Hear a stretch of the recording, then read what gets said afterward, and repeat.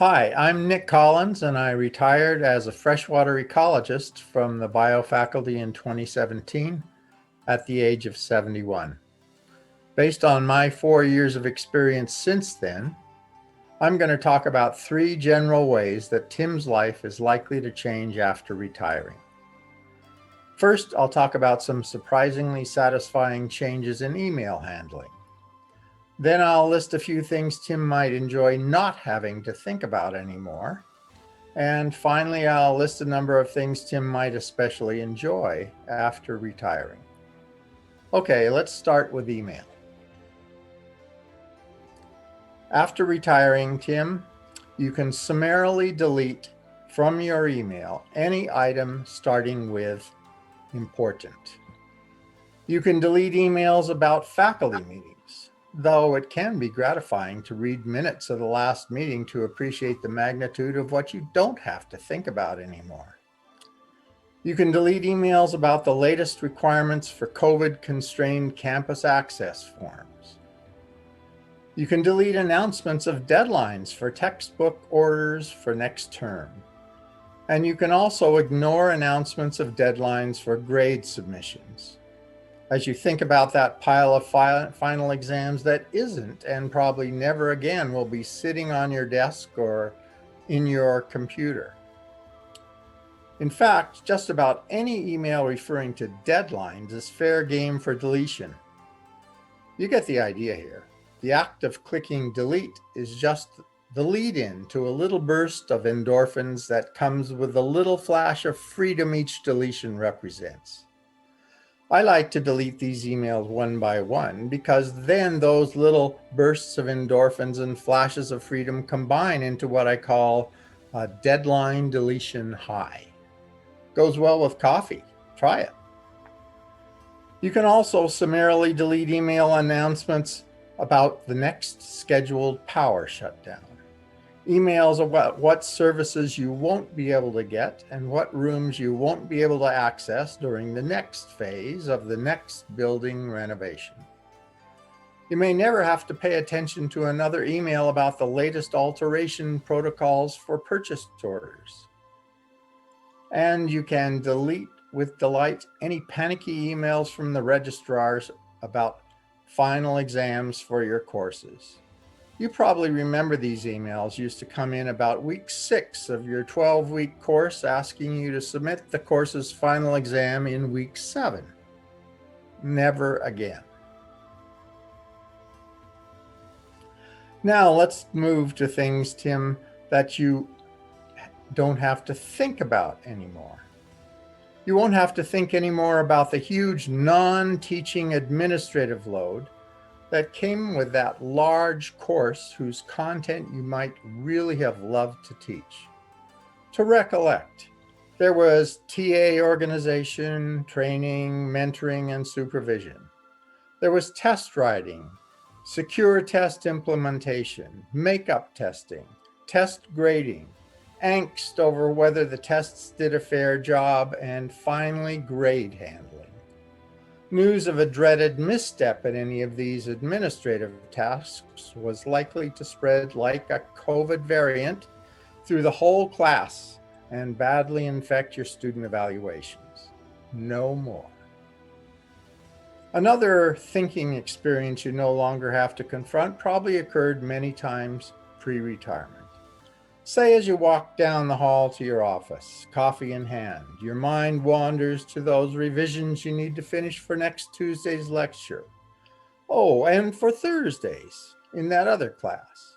And that review that you had to finish for next Tuesday. Oh, and that student recommendation letter. When was that due? And oh yes, the thesis chapter you need to edit before your graduate students' meeting on Wednesday.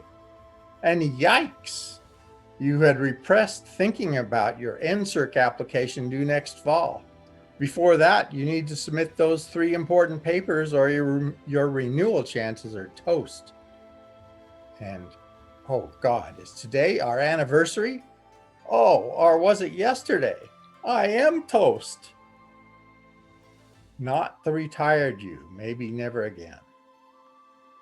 You might never again find yourself reading a Turnitin report of a group of papers. You won't have to think anymore about whether to report a plagiarism offense when good evidence turns up. You won't need to recall the implications of discovering an academic offense for you.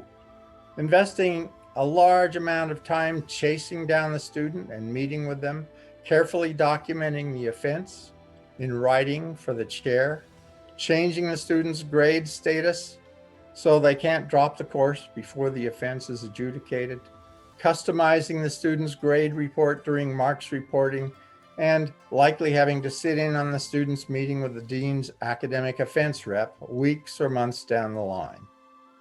And then there's always a possibility that you also find good evidence for an offense by 2 or 3 more students in that same assignment. Never again. Finally, you won't have to think about whether you want to give your next course in person or online. Or, after you've carefully decided, have somebody else tell you it has to be the other way around.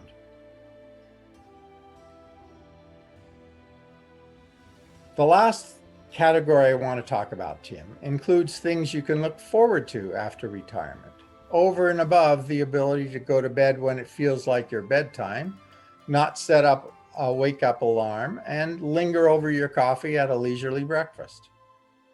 1. You can expect a rapidly declining number of requests for recommendation letters for your undergrad students.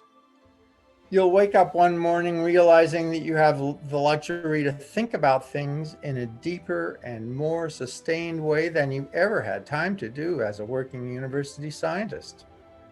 And you still have all the power of the university library behind you. What a privilege. 3. You can continue to do science as intensively as you wish. For example, about 3 years after Joseph Svoboda retired in the 1990s, the biology chair reported that the annual performance review had discovered that Joseph had published more in that year than any other biologist. Another example, Glenn Morris, an insect acoustics specialist who retired from biology in 2004, had a 5-year NSERC as an emeritus and has published a dozen papers in the 16 years since he retired. He's also taught a biomechanics course almost every year since his retirement, including moving it online last year. And there are many others out there doing science like him. 4. You'll likely find that many of the scientific societies you've paid dues to over the years now offer you a very low post-retirement membership and low meeting registration rates if you want to continue to participate. 5.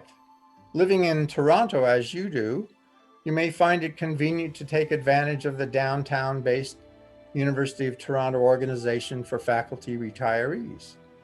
They sponsor a retiree speaker series, organize discussions and reading groups, mount a yearly themed multi-day symposium, and make small grants to members to facilitate their academic presentations or publications. 6, and last. When I retired, people advised me that I could move more of my attention to some favorite hobby that I'd never had quite enough time for while working full-time. Here's my version of that advice to you. I understand from some of your friends that you have quite an interest in the complexities of Scotch whiskey and craft beers. After retirement, you'll surely have the opportunity to get even farther inside those bottles. One of your friends told me you're also into running marathons, and for a forensically inclined biology staff member uncovered that you and your wife are avid and expert swing dancers. Perhaps you could intensify the sophisticated drinking and titrate it against intensified marathon training and dancing to arrive at an elevated retired state. Sounds to me like such a titration has potential.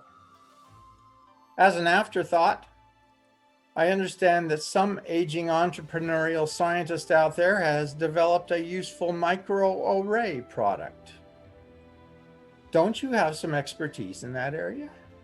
Maybe that guy would give you the opportunity to join him in developing it even further in a second career. Congratulations, Tim. Enjoy your retired life and keep in touch with UTM. That's it.